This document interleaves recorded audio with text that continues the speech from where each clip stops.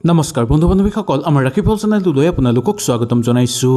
এই বস্তু যদি আপোনালোকে গাৰুৰ তলত ৰাখি ৰাতি শুৱে তেনেহ'লে জীৱনত আপোনালোকৰ ভাল প্ৰভাৱ পৰিব, ঘৰত সুখ শান্তি নামি আহিব, ভগৱানৰ পৰম কৃপা আপোনালোকে লাভ কৰিবলৈ সক্ষম হ'ব।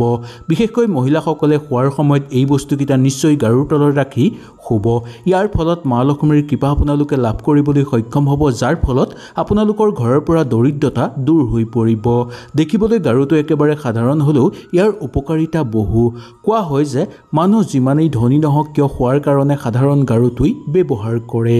যদি আপোনালোকে গাৰুৰ তলত এই বস্তু ৰাখি শুৱে তেনেহ'লে জানিব যে ভাগ্যই আপোনালোকক সহায় কৰিব আৰু সকলো দেৱ দেৱীৰ আশীৰ্বাদ আপোনালোকে লাভ কৰিবলৈ সক্ষম হ'ব। আপুনিও এই গাৰু ব্যৱহাৰ কৰি ৰাতিৰ ভিতৰতে আপোনালোকে ভাগ্য সলাই তুলিব পাৰিব। আজি মই আপোনালোকক এনে বস্তুৰ কথা ক'ম, যদি এই বস্তু গাৰুৰ তলত ৰাখি শুৱে তেনেহ'লে আপোনালোকৰ জীৱনৰ ৰেখা সঠিক হৈ পৰিব আৰু জীৱনৰ ৰেখা বা জীৱনৰ দিশ সলনি হৈ পৰিব। নিশ্চয় গাৰুৰ তলত ৰাখক আপোনালোকে এই এটা বস্তু। আহক তেনেহ'লে আমি জানি লওঁ মহিলাসকলে গাৰুৰ তলত কি বস্তু ৰাখি শুব লাগে। পুৰুষসকলেও যদি ৰাখিব বিচাৰে তেনেহ'লেও ৰাখিব পাৰিব। আহক আমি ভিডিঅ'টো সম্পূৰ্ণভাৱে জানি লওঁ। ভিডিঅ'টো ভাল লাগিলে লাইক এটা কৰি আমাৰ মনোবল বঢ়াব আৰু আপোনালোকৰ বন্ধুবৰ্গৰ লগত শ্বেয়াৰ কৰি তেওঁলোককো উপকৃত কৰিব। বাস্তুশাস্ত্ৰৰ অনুসৰি আমাৰ শোৱাৰ ৰুমটো আমাৰ সকলোতকৈ গুৰুত্বপূৰ্ণ ঠাই। শোৱাৰ ৰুমতেই আমি কি বস্তু ৰাখিব লাগে আৰু কি বস্তু আমি ৰাখিব নালাগে সেই বিষয়েও আমি সম্পূৰ্ণভাৱে জনাটো দৰকাৰ। এই সকলোবোৰ কথা বাস্তুশাস্ত্ৰত সম্পূৰ্ণভাৱে উল্লেখ আছে। কেতিয়াবা আমি য'তে ত'তে যি টি বস্তু পেলাই ৰাখোঁ বা এনে কিছুমান বস্তু আমি এনেকুৱা জেগাত ৰাখোঁ, সেই বস্তুবোৰ সেই জেগাত থকাৰ ফলত আমাৰ ঘৰত বেয়া প্ৰভাৱ পৰিবলৈ আৰম্ভ হয় আৰু আমাৰ ঘৰত বাস্তুদোষ উৎপন্ন হ'বলৈ ধৰে। ঘৰৰ ভিতৰত থকা ভাল শক্তি ধ্বংস হৈ পৰে আৰু ঘৰৰ ভিতৰত বেয়া শক্তি প্ৰৱেশ কৰিবলৈ ধৰে। সেইকাৰণে সঠিকভাৱে সঠিক বস্তু ৰখাটো আমাৰ কাৰণে বহুত দৰকাৰ। যদি আপুনি বিচাৰে যে আপোনাৰ ৰুমৰ পৰা বেয়া শক্তি দূৰ হোৱাটো আৰু আপোনাৰ জীৱনত সুখ শান্তি হৈ থকাটো, তেনেহ'লে নিশ্চয় গাৰুৰ তলত আপোনালোকে এই এটা বস্তু ৰাখক।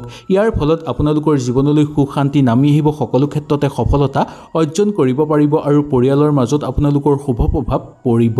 নহ'লে সকলো দেৱ দেৱী আপোনালোকৰ ঘৰৰ পৰা গুচি যাব, যাৰ ফলত আপোনালোকৰ ঘৰত দৰিদ্ৰতাই বাস কৰিবলৈ ধৰিব।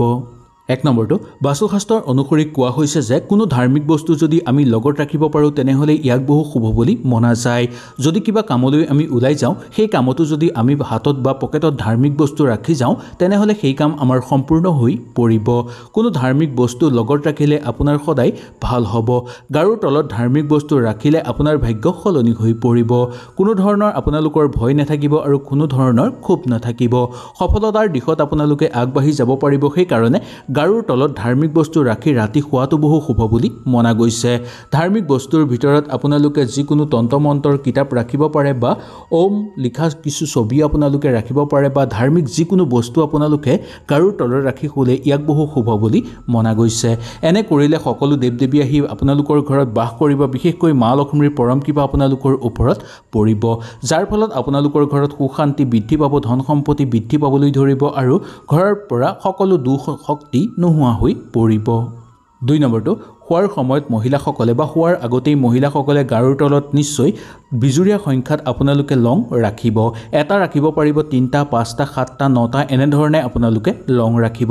তাৰপিছত আপোনালোকে সুন্দৰভাৱে শুব পাৰিব আৰু ৰাতিপুৱা উঠি সেই লংকেইটা আপোনালোকে ঘৰৰ বাহিৰ হৈ 3টা দিশত বা 5টা দিশৰ ফালে আপোনালোকে সেই লংকেইটা পেলাই দিব আৰু একে শেষৰ লংটো আপোনালোকৰ মূৰৰ ওপৰেদি পিছফাললৈ পেলাব। এনে কৰিলে আপোনালোকৰ ঘৰত চলি থকা বহু সমস্যা সমাপ্ত হৈ পৰিব আৰু ঘৰত থকা বাস্তুদোষ অন্ত হৈ পৰা দেখিবলৈ পাব। ঘৰত সুখ শান্তি বৃদ্ধি পাবলৈ ধৰিব, সকলো দেৱ দেৱী ঘৰলৈ আগমন হ'ব, যাৰ ফলত ঘৰত সুখ শান্তিৰ উপৰিও আপোনালোকৰ ঘৰত সফলতা নামি আহিব। 3 নম্বৰটো, ৰাতি শোৱাৰ সময়ত গাৰুৰ তলত 1 টকাৰ মুদ্ৰা এটা আপোনালোকে নিশ্চয় ৰাখক আৰু ৰাতিপুৱা উঠি সেই পইচাটো কোনো দুখীয়া মানুহক আপোনালোকে যদি দান কৰিব পাৰে তেনেহ'লে সেই পইচাৰ লগতে আপোনালোকৰ সকলো সমস্যা অন্ত হৈ পৰিব। এনেধৰণে দৈনিক যদি আপোনালোকে 1 মাহ ধৰি কৰে তেনেহ'লে জানিব যে আপোনালোকৰ জীৱনলৈ সফলতা নিশ্চয় আহিব, ভাগ্য আপোনালোকৰ উদয় হৈ পৰিব। ৰাতি গাৰুৰ তলত মুদ্ৰা ৰাখি শুলে আপোনালোকৰ ঘৰলৈ ভাল আগমন হ'ব, শক্তিৰ সকলো কুণ্ডলী দুখ আপোনালোকৰ দূৰ হৈ পৰিব। যদি আপোনালোকৰ কুণ্ডলীত কিবা দুখ থাকে তেনেহ'লে আপোনালোকে বা সোণৰ বা কোনো ৰূপৰ মুদ্ৰা আপোনালোকে গাৰুৰ তলত ৰাখি শুব পাৰে বা কোনো সোণৰ বস্তু আপোনালোকে গাৰুৰ তলত ৰাখি শুলে আপোনালোকৰ কুণ্ডলী দুখ দূৰ হৈ পৰিব। বহুদিনৰ পৰা কিবা কাম কৰিবলৈ চেষ্টা কৰি আছে, সেই কাম চেষ্টা কৰিও কৰিব পৰা নাই, তেনেহ'লেও আপোনালোকে এটা 1 টকাৰ মুদ্ৰা গাৰুৰ তলত ৰাখি নিশ্চয় শুব। ইয়াৰ ফলত আপোনালোকে সফলতা লাভ কৰিব পাৰিব, মা লক্ষ্মীৰ পৰম কৃপা লাভ হ'ব, সকলো সমস্যা আপোনালোকৰ সমাপ্ত হৈ পৰিব, ঘৰৰ পৰা দৰিদ্ৰতা দূৰ হৈ পৰিব, ঘৰত ভাল শক্তিৰ আগমন ঘটিবলৈ ধৰিব। 4 নম্বৰটো তুলসী গছ আমাৰ ধাৰ্মিক মহত্বৰ অনুসৰি ইয়াক বহু পবিত্ৰ মনা যায়। কোৱা হয় যে তুলসী গছৰ পূজা কৰিলে আমাৰ সকলো দুখ কষ্ট দূৰ হৈ পৰে। ৰাতি শোৱাৰ সময়ত গাৰুৰ তলত যদি আপোনালোকে তুলসী পাত ৰাখিব পাৰে তেনেহ'লে ইয়াকো বহু শুভ বুলি মনা গৈছে। ৰাতি শোৱাৰ সময়ত গাৰুৰ তলত আপোনালোকে 2টা বা 3টা তুলসী পাত নিশ্চয় ৰাখক। ইয়াৰ ফলত ঘৰত ভাল শক্তি উৎপন্ন হ'বলৈ ধৰিব। ইয়াৰ বাহিৰেও যদি তুলসীৰ তলত ৰাতিপুৱা উঠি আপোনালোকে মা লক্ষ্মীৰ প্ৰণাম কৰি আৰু মা লক্ষ্মীৰ প্ৰণামৰ পিছত আপোনালোকে তুলসী গছজোপাৰ গুৰিত যদি পানী অৰ্পণ কৰে তেনেহ'লে ইয়াকো বহু শুভ বুলি মনা গৈছে। তুলসী পাতো যদি আপোনালোকে খায় তেনেহ'লে আপোনালোকৰ বহু স্বাস্থ্যত থকা বেমাৰ দূৰ হৈ পৰিব। মনত ৰাখিব যে কেতিয়াও ভাটিবেলাৰ সময়ত তুলসী পাত ছিঙিব নালাগে, এনে কৰিলে আপোনালোকৰ বহু পাপ লাগিব। বাস্তুশাস্ত্ৰৰ মতে ভাটিবেলা তুলসী পাত ছিঙিলে বহু অশুভ বুলি মনা যায়। এনে কাম কৰিলে জীৱনত আপোনালোকৰ বহু বেয়া প্ৰভাৱ আহি পৰিব আৰু জীৱন ধ্বংস হৈ পৰিব পাৰে। সেইকাৰণে ৰাতিপুৱা তুলসী পাত ছিঙিব পাৰে আৰু সেই পাত আপোনালোকে খাব পাৰে। ইয়াৰ ফলতো আপোনালোকৰ শুভ প্ৰভাৱ পৰিব। 5 নম্বৰটো লোহাৰৰ চাবিও আপোনাক ভাগ্য সলাই তুলিব পাৰে। যদি আপুনি সদায় বেয়া চিন্তা কৰি থাকে বা বেয়া চিন্তা মনলৈ আহে, মনত যদি বাৰে বাৰে আপোনালোকৰ অশুভ চিন্তা আহে, কিবা কাৰণত যদি ৰাতি টোপনি নাহে তেনেহ'লে আপোনালোকে ৰাতি বিচনাৰ তলত বা গাৰুৰ তলত আপোনালোকে নিশ্চয় লোহাৰৰ বস্তু এটা ৰাখিব পাৰে বা চাবিজাতীয় যিকোনো বস্তু এটা নিশ্চয় গাৰুৰ তলত ৰাখি শুব। এনে কৰিলে ৰাহু কেতুৰ বেয়া প্ৰভাৱ দূৰ হৈ পৰিব। কেতিয়াও ঘৰত বেয়া শক্তিৰে প্ৰৱেশ কৰিব নোৱাৰিব। ইয়াৰ বাহিৰেও শনিদেৱৰ বেয়া প্ৰভাৱো আপোনালোকৰ ওপৰত নপৰিব। গ্ৰহ দোষ অন্ত হৈ পৰিব আৰু ঘৰত শুভ প্ৰভাৱ পৰিবলৈ ধৰিব, যাৰ ফলত আপোনালোকৰ ঘৰত সুখ শান্তি বিৰাজ হ'বলৈ ধৰিব, কৰ্মক্ষেত্ৰত সফলতা অৰ্জন কৰিব পাৰিব আৰু বাস্তু দোষ বা কুণ্ডলী দোষ আপোনালোকৰ ঘৰত নহ'ব। 6 নম্বৰটো ভাল শক্তি লাভৰ কাৰণে আৰু জীৱনত সফল হ'বলৈ গাৰুৰ তলত ৰাখক আপোনালোকে এই এটা বস্তু। ইয়াৰ ফলত আপোনালোকৰ বহু লাভ হ'ব। বহু লোকে কিতাপৰ মাজত মৌৰাৰ পাখি ৰাখে, এনে কৰাটো বহু শুভ বুলি মনা গৈছে। কিতাপৰ মাজত মৌৰাৰ পাখি ৰাখিলে বুদ্ধিৰ বিকাশ ঘটিবলৈ ধৰে আৰু স্মৃতিশক্তি প্ৰখৰ হয়। গাৰুৰ তলত মৌৰাৰ পাখি ৰাখি শুলে গ্ৰহ দোষ আপোনালোকৰ নোহোৱা হৈ পৰিব। ইয়াৰ ফলত জীৱনত সকলো ক্ষেত্ৰতে আপোনালোকে সুখ শান্তিৰ মাজেৰে কটাব পাৰিব আৰু সকলো ক্ষেত্ৰতে আপোনালোকে আগুৱাই যাব পাৰিব।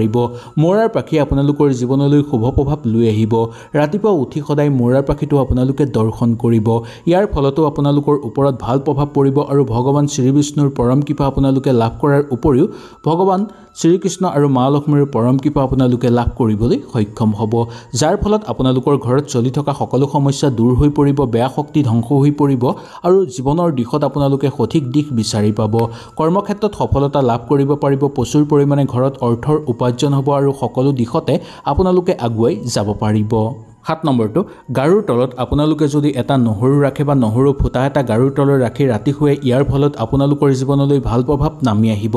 আপোনালোকৰ শৰীৰত যদি কিবা বেয়া প্ৰভাৱে হাবি কৰিব বিচাৰিছে বা আপোনালোকৰ ঘৰত যদি কিবা বেয়া প্ৰভাৱ সোমাব বিচাৰিছে, নাইবা আপোনালোকৰ ঘৰত যদি বাৰে বাৰে কণ্ডল হয়, কিবা কাৰণতে আপোনালোকৰ মন ক্ষুদ্ধ হৈ থাকে বা কিবা কাৰণতে আপোনালোকে কাৰোবাৰ সৈতে তৰ্ক কৰিবলৈ যায় বা বেয়া কৰ্মত আপোনালোকে নিয়োজিত হ'ব বিচাৰে, তেনেহ'লে আপোনালোকে গাৰুৰ তলত নিশ্চয় নহৰু এফুটা ৰাখিব পাৰে বা এটা নহৰু ৰাখি শুব পাৰে। এনেকৈ কৰিলে আপোনালোকৰ জীৱনলৈ সৌভাগ্য নামি আহিব, ভাগ্যই আপোনাক সকলো ক্ষেত্ৰতে সহায় কৰিব। ইয়াৰ ফলত মা লক্ষ্মীৰ কৃপা আপোনালোকে লাভ কৰিবলৈ সক্ষম হ'ব। ঘৰৰ পৰা বেয়া শক্তি দূৰ হৈ পৰিব, শত্ৰু ধ্বংস কৰিব পাৰিব আৰু সকলোৰে মন আপোনালোকে জয় কৰি ৰাখিব পাৰিব। ৰাতিপুৱা সুন্দৰভাৱে দিনটো আৰম্ভণি কৰিব পাৰিব আৰু সকলো সমস্যা আপোনালোকে নিঃসন্দেহে সমাপ্ত কৰিব পাৰিব। হয়তো এই ভিডিঅ'টোৰ যোগেদি আপোনালোকে সুন্দৰভাৱে বুজি পালে। যদি কিবা অসুবিধা পালে নিশ্চয় মোক তলত কমেণ্ট কৰি জনাব। তেনেহ'লে আজিলৈ আপোনালোকৰ ওচৰৰ পৰা বিদায় লৈছোঁ। কালিলৈ আপোনালোকক পুনৰ লগ পোৱাৰ প্ৰতিশ্ৰুতিৰে আজিলৈ নমস্কাৰ।